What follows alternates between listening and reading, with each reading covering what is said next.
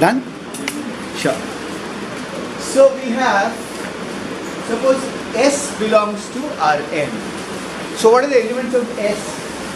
Can somebody tell me what are the elements of S?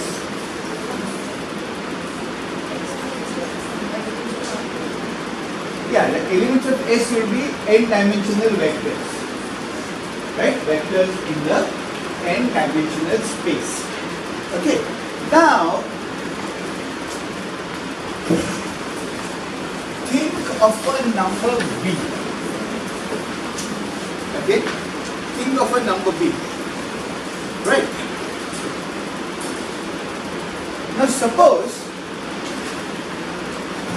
every element of, now listen carefully. Now suppose every element of S, okay? Every element of S has the property that the length of that element, because all the n-dimensional vectors, the length of each of that element is less than B. Right? Less than B. So B is such a number that B is bigger than the length of every element of S. So each vector in S is smaller than B. In which case, the set S is called a bounded set. Okay? The set S is called a bounded set. So, if it is true, yeah? Right? That the length of every X in S is less than B. We write this for all X belonging to S. For all X belonging to S. Okay? Then we say that the set S is a bounded set. Idea is clear? Right? Sure. So for example,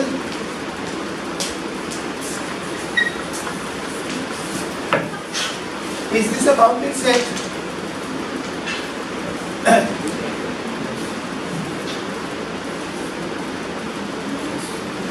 Minus infinity to 3, is this a bounded set?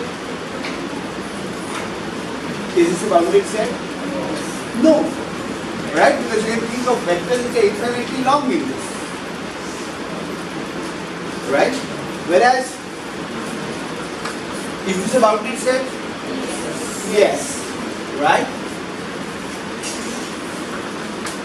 Is this a bounded set? Yes. Because what's the length here? Length of any vector is 1, right? It has to be. Right? The length of any vector is 1. Sure? So if I think of a number say 2 or 1.5 or 4 or 6 or 7 or whatever, right, I can always find the number so that every vector in this, so that every number in this 1 and 2 interval is less than that number in terms of absolute value. Right? So, yeah. Pardon? Yeah. No, it contains all points between 1 and 2 and 1 and 2. The open bracket contains all points between, say, 3 and minus infinity. But this will not include 3. The round bracket does not include the boundaries. And what if there is a closed bracket 1, and the elements are 1 and 2, closed bracket 1 and 2, but there are closed brackets. Like this. Yeah. It includes all points between 1 and 2 and 1 and 2. So the square brackets include all points between 1 and 2 and including 1 and 2. The round brackets include means all points between 1 and 2 but not 1 and 2. So in this case, a set of 1 and 2, what is B? See, what would be B? What is B supposed to be?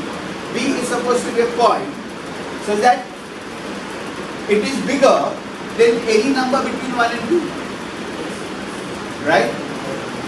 So 2.1 would be enough, good enough, 2.2 would be good enough, 3 would be good enough, 7 would be good enough. It's for you to choose. The problem is there will exist at least one B. There will exist at least one B, whereas in this case there doesn't exist any B. such that the length of the vector is less than that number. So the D should be within the set, right? No, not necessarily. B could be any number. See, basically what do you want? We want the set, the length. So think of a vector S belong. If you think of a set S belonging to R, every point in that set is an n-dimensional vector. Each of these vectors have a certain length, right? Think of a number which is bigger than the length of the longest vector. So there are some vectors which are longer, some vectors which are shorter, right? Think of a number which is bigger than the which is bigger than the length of the longest vector in S. Then that will qualify as B. Then that will be a number such that every vector in S is smaller than that number. And you could use any number like this, B is such a number, B plus 1 is such a number, B plus 2 is such a number. So the point is there must exist at least one number. The point is there must exist at least one such number for a set to be bounded. Remember, sets can be closed and bounded, sets can be open and bounded. Okay, the open set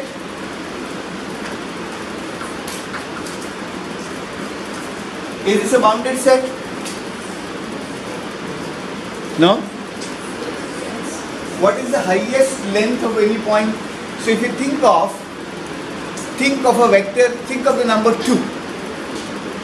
If you think of the number 2, all points within this interval will be less than 2 in absolute terms. All points within this interval will be less than 2 in absolute terms. All points within this interval will be less than 2 in absolute terms, won't they? Yeah? Sure? So therefore, there exists a point such that every vector, there exists a number such that every vector in that interval is smaller than that number. Pardon? Why would it be a closed bracket? No, because you want a set. Basically, what's a bound for a set? A bound for a set, if you think of a set in Rn, then the bound for a set is just a number so that every vector in that set has a length smaller than that number. Yeah? Right? Sure? Is this clear? So such a set would be a bounded set. For example, this set containing -2 and 0 would be a bounded set. Though it's a set which is infinitely many points obviously, which does not contain -2 and 0. The highest absolute distance in this set, the length of this set is definitely less than 2. Because it contains all points between 0 and -2 but doesn't contain 0 and -2 as well. Right? So the length of this set is less than 2. The length of this interval is less than 2. So if I use 2 for B, that would qualify as a bounded set. Everybody gets me? Yeah, so what's a bounded set? Everybody gets it? Okay. Now the point is, as I said, bounded sets can be closed in R, can be open in R. What is of great interest to us is closed and bounded sets in R. Sets which are closed and bounded. Okay, why is a set closed and bounded? So for example, think of the set. There are closed and a bounded set in R. Right? What is the importance of this set? The importance of this set is, why are we so much concerned about closed and bounded sets in R? Because, yeah, say this is say x. Yeah? Suppose this is f of x. And say think of some function. Okay? Think of say x1, x2.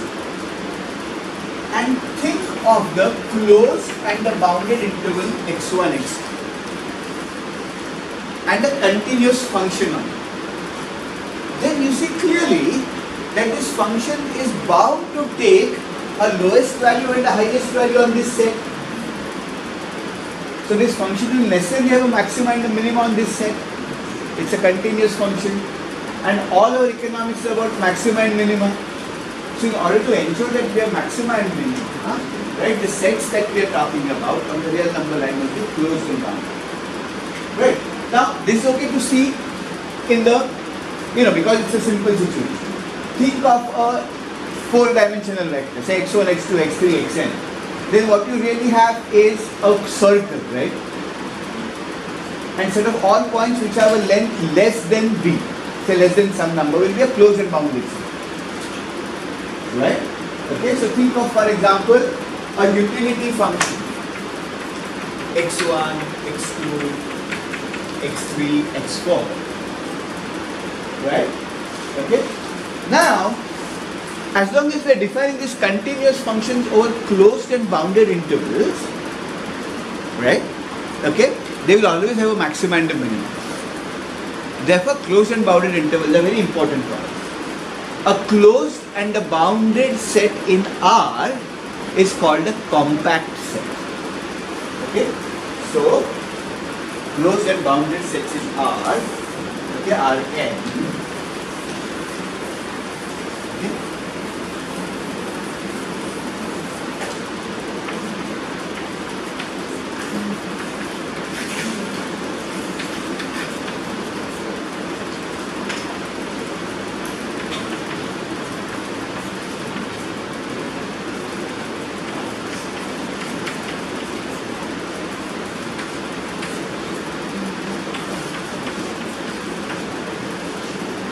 Compact sets. Okay.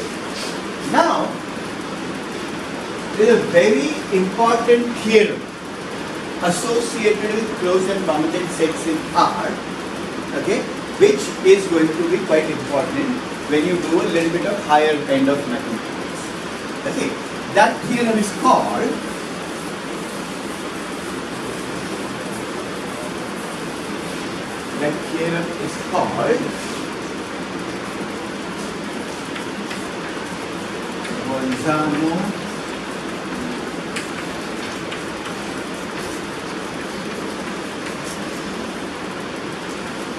Bolzano-Weierstrass theorem. Okay? Bolzano-Weierstrass theorem.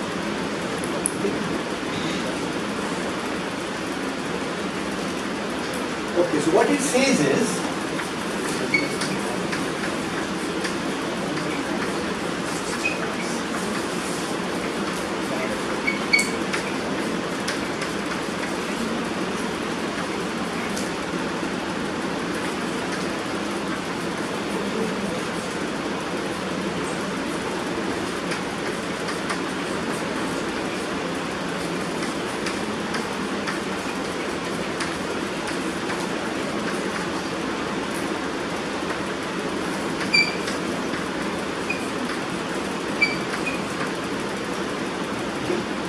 the Bolzano-Weierstrass theorem says that if you think of a closed and a bounded set, and if you think of a sequence in that set, example would be to think of the closed and bounded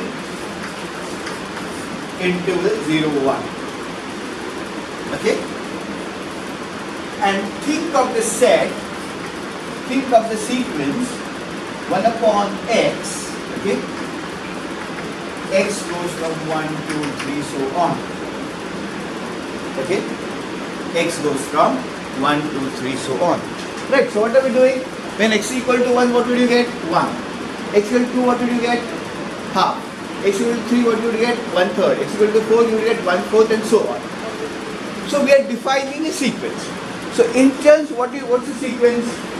1 would be the first term of the sequence. Half would be the second term of the sequence. Right? 1/3 would be the third term of the sequence. So what we are doing is we are defining the function from x to r, where we say this term is the first term, this term is the second term, this term is the third term, this term is the fourth term. Right? Any such function is a sequence. Right? Where you say which is the first term, which is the second term, which is the third term, which is the fourth term, which is the fifth term, which is the sixth term, and so on. Right? Sure? Okay, so that is what you mean by sequence. What do you mean by subsequence? You take specific terms from this larger set and start them calling them the first term, the second term, the third term, etc. Like for example, think of the integers. 1, 2, 3, 4, 5, 6, 7, 8 is a sequence because the first integer we say 1, the second integer we say 2, third integer we say 3, the fourth integer we say 4 and so on. But now if I think of the sequence of even numbers, I said 2 is the first element of the sequence, 4 is the second element of the sequence, 6 is the third element of the sequence, 8 is the fourth element of the sequence and so on. So with every element of with this sequence, what I am doing is defining a subsequence. You see the point? 1, 2, 3, 4, 5, 6, 7, 8, 9, 10 is a sequence. 10, 11, 12, 13, 14 is a sequence. Why? Because 1 is the first term, 2 is the second term, 3 is the third term, 4 is the fourth term and so on. But then I can look at subsets of these numbers, the integers, and I say the first even number is 1, the second even number is 4, the third even number is 6 and so on. So with every even number, every subset of the set of integers, I can define a fresh sequence. Sure? Right? Okay. So what the theorem says is, if you have a closed and a bounded interval, okay, and if on this interval you have a sequence, then every such sequence necessarily has a convergent subsequence. That is, it has a subsequence which goes towards a limit, which is a limit point, which converges. Right? So what this theorem says is, if you have a sequence on a closed and a bounded interval, yeah, every such sequence will have a subsequence which will be a convergent subsequence. Now what do you mean by a convergent sequence? Can somebody tell me? We have talked about these ideas. It will have a limit point, right? It will have a limit point. So it will have a point such that for every open interval around that point, there will be some elements of that sequence for a suitably chosen n, right, which are different from the limit point itself. Is this clear? Now another way of looking at it to say that such a sequence will converge if the elements of that sequence keep on getting closer and closer and closer together. Right? So if a sequence converges, its elements will get closer and closer and closer together. Right?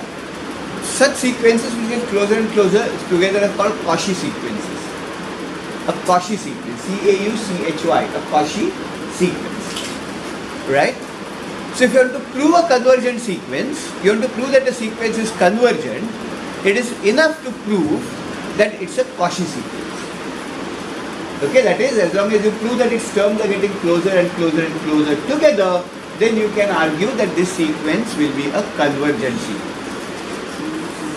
Right? The sequence will be a convergent sequence. Sure, are you with me now? Because what I'm going to do is to do two proofs of the Bolzano-Weierstrass theorem. One is a simple proof only in R1, so you understand the logic, and I'm going to generalize this to Rn. Yeah? I'm going to generalize this to Rn. Right?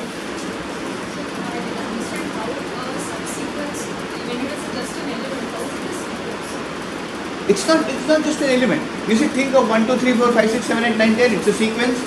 What's the sequence? I can identify which is the first. If I put if I put elements of a set into a one-to-one correspondence with integers, I have a sequence. Right. For example, all of you are sitting here in a particular sequence. He is the first element of the sequence, he is the second element of the sequence, third, fourth. If I decide a rule, 5th, 6th, 7th, 8th, 9th, 10th, 11th, 12th. So I can always say which one is the 13th term, which one is the 14th term, which one is the 15th term. Now if I say that instead of doing this, I am going to skip every one individual. So I start with him 1, 2, 3, 4, 5, 6, 7. I can define a fresh sequence. So I have a subsequence. understand, a sequence is nothing but a one-to-one correspondence of a set of elements with integers. So I know which is the first element, I know which is the second element, I know which is the third element, I know which is the fourth element, I know which is the fifth element, and so on. When I see the batting order of a team, I have a sequence. Batsman number 1, batsman number 2. Yeah?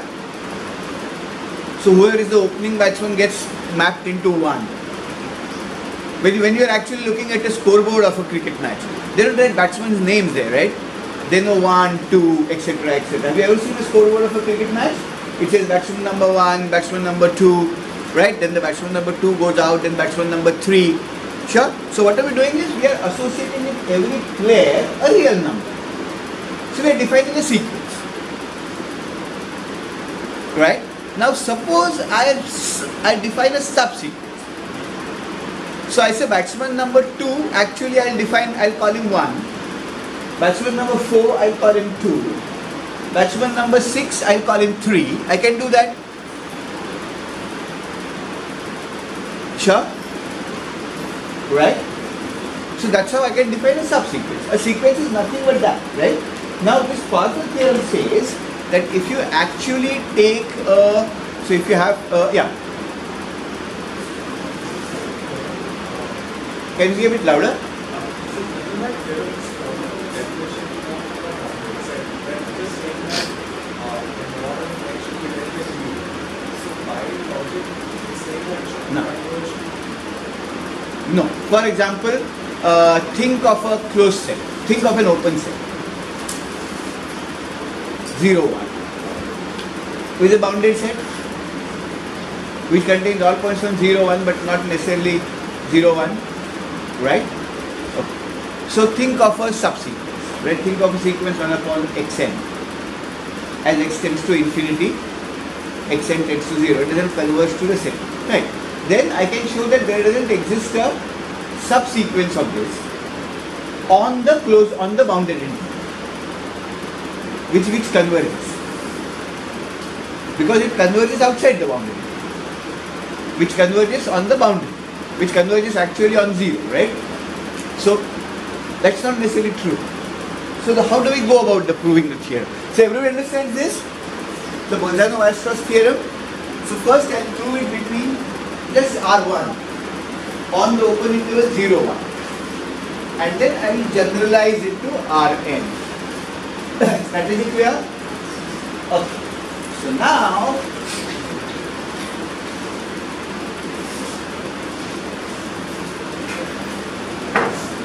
think of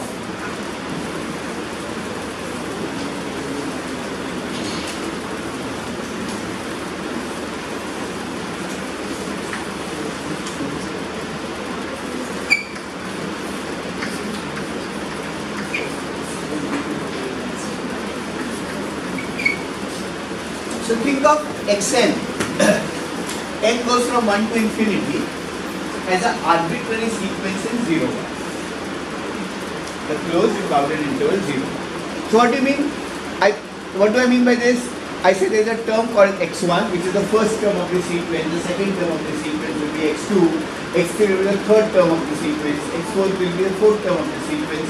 And let that sequence be any arbitrary sequence.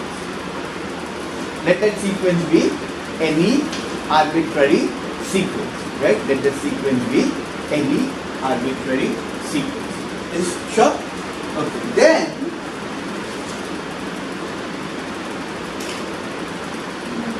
now it's an infinite sequence, right? Because there are infinitely many terms. If you kept on counting those terms, your counting would never stop. Because the first term, the second term, the third term, the fourth term, the fifth term, the sixth term, right? Your counting would never stop. Sure? And because your counting would never stop, you have an infinite sequence. Right? Okay. Now, so let me now do one thing. Let me divide the interval. Let me divide the interval 0, 1 into two sub-intervals.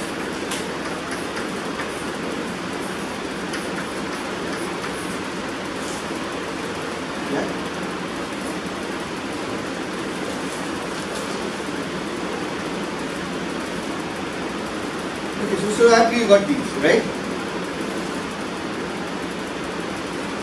Sure? So what I've done, I've broken this interval into two sub-intervals. So that my bigger interval was the union of these two sub-intervals. Now, this infinite subsequence, right, must belong to either one of the intervals or the other interval. So now think of one of these intervals must contain a subsequence of this interval of this sequence. One of the intervals must contain a subsequence of this sequence, or both, right? Either both those intervals contain a subsequence, or one of the intervals contains the subsequence of this sequence. Yeah. Either this, or both would contain a subsequence of this sequence. Right. So for example, this is the sequence 1 upon x. Right. So think of the subsequence 1 upon 1, 1 upon 3, 1 upon 5, 1 upon 7, and so on. Right? Sure? 1 upon 7, 1 upon 9, 1 upon 11, and so on. Right? Okay. So now, if you think of an appropriate subsequence like this, right, then you can think of either this interval or this interval containing one of those subsequences. Okay? Right. So for example, I could think of, say, 1 upon 2x would be a subsequence. 1 upon 2x would be a subsequence, right? Because it would contain half, 1 by 4, 1 by 8, 1 by 16, and so on.